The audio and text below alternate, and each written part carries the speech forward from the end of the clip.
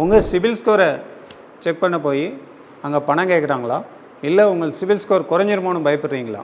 So ₹1 கூட செலவு இல்லாமல் உங்கள் சிபில் ஸ்கோரை செக் பண்ணுறதுக்கு சூப்பர் ஸ்மார்ட் மெத்தட் இருக்குது. அதை சொல்கிறேன். நீங்கள் வழக்கமாக யூஸ் பண்ணுற ஜிபே, பேடிஎம், அமேசான் பே இதே போல் ஆப்பில் போனீங்கனாலே உங்களுக்கு செக் கிரெடிட் ஸ்கோர்னு ஆப்ஷன் இருக்கும்.